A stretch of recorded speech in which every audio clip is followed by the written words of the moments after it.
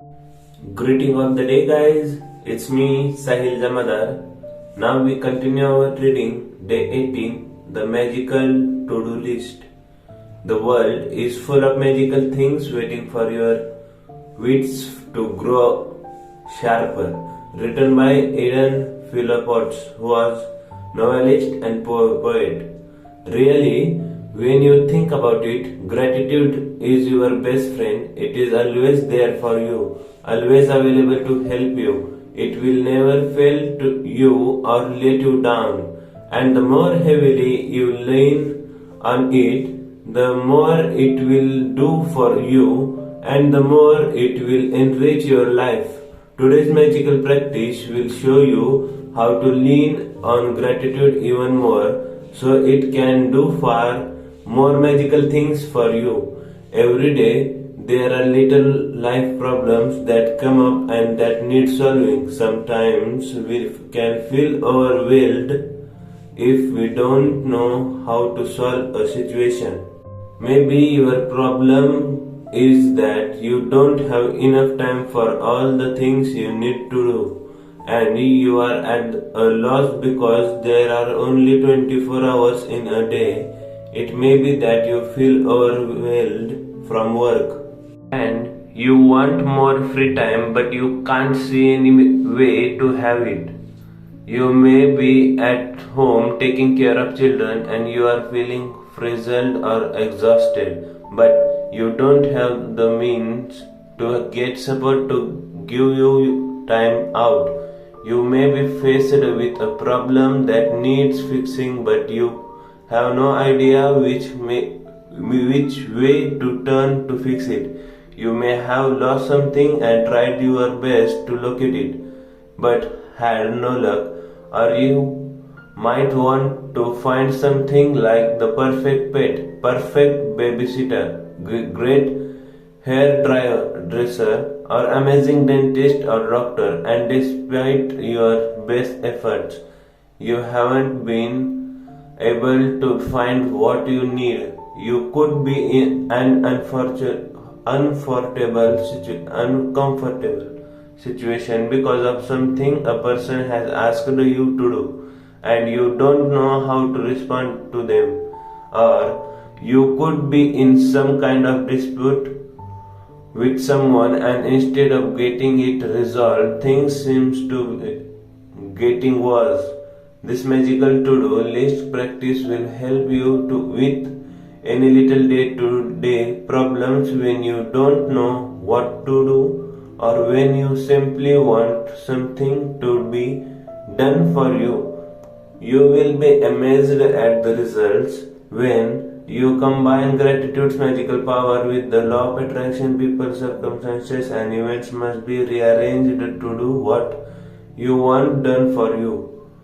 You will not know how it will happen or how it will be done for you. And this is not your job. Your job is simply to be as grateful as you can be for what you want done right now, as though it were done, and then let the magic happen. Today, create a written to-do list of the most important things you would like to be done or resolved for you. And title your list the magical to-do list. You might put things on your list that you don't have time to do or don't want to do, along with any current problems, from the smallest day-to-day things that to bigger life situations. Think through any area of your life where you need something resolved or done for you. When you have finished making your list, choose 3 things from your list to focus on today and one at the time. Imagine that each item has been magically done for you. Imagine that all people, circumstances, and events have been moved to do it for you, and it is now done. All done, all sorted, all solved for you, and you are giving massive thanks in return for it having been done. Spend at least 1 minute on each of your 3 items, believing it is done and feeling enormous gratitude in return. You can follow the same practice on the rest of the items on your list at another time, but there is a power in simply putting the things you want done on the magical to-do list.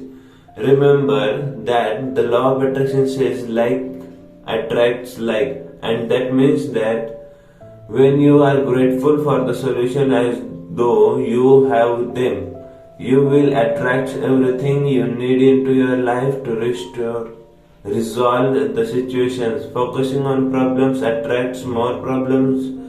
You have to be a magnet to the solution, not a magnet to the problem. Being grateful that you have the solution and that is has been resolved attracts the solution.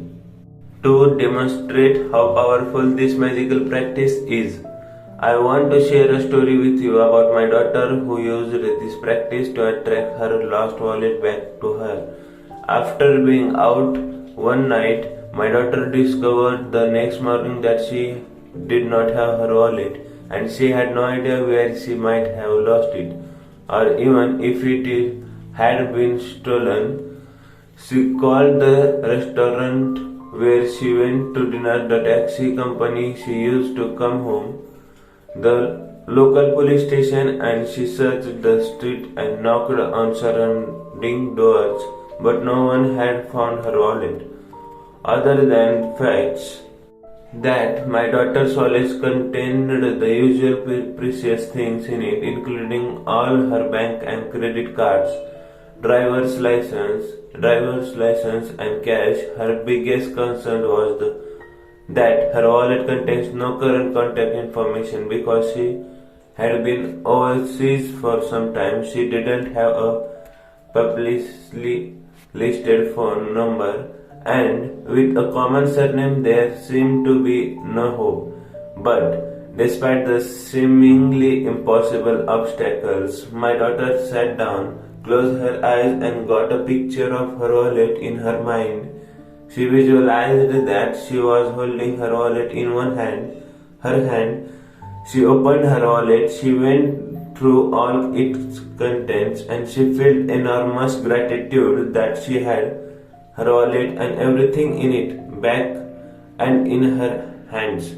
For the rest of the day, whenever she thought of it again, my daughter imagined she had her wallet in her hands, and she felt enormous elation and gratitude that her wallet had been returned to her. Later that night, she received a call from a farmer who lived 100 miles away saying that she had found her wallet. The extraordinary part of the story is that the farmer had found the wallet in the street outside my daughter's home in the early hours of the morning, and she immediately searched the wallet looking for contact details. He made several calls in trying to find its owner, but to no avail, and so he gave up and drove back to his farm with the wallet. But while he was thinking out of the field at his farm, the wallet kept nagging at him, and he decided to search through it one last time. He found a small piece of paper with a man's Christian name written on it, and so he put the Christian name together with my daughter's surname and called directory assistance. There was just one listing for that Christian name and surname. The farmer called the phone number, and it was the home of my daughter's father. To this day, we do not know how the farmer got that phone number, because it was an unlisted number. We called directory assistant ourselves several times after this happened, and the response every time was, "Sorry, there is no listed for that name." From 100 miles away, through the most extraordinary sequence of seemingly impossible events, my daughter's wallet was returned to her intact. She fulfilled her part in being grateful that she had her wallet back, and as must happen, gratitude performed its magic and moved every person, circumstances, and events to return her wallet to her. The magical power of gratitude is available for you to use as well, and it's always has been. You just had to discover it for yourself and learn how to use it. Now, magic practice number 18, the magical to-do list. Number 1, count your blessings. Make a list of 10 blessings. Write why are you grateful. Reread your list, and at the end of each blessing say thank you, thank you, thank you, and feel as grateful for that blessings as you can. Number 2, create a little written list of the most important thing or problem you need to done or solved. Title your list the magic to-do list. Number 3, choose 3 of the most important things from your list, and one at a time imagine that each thing has been done for you. Number 4, spend at least 1 minute on each thing, believing it is done and feeling enormous gratitude in return. Number 5, just before you go to sleep tonight, hold your magic rock in one hand and say the magic word thank you for the best thing that happened during the day. That's enough for today. We continue our reading day 19 magic footsteps. Okay, bye. Have a good day.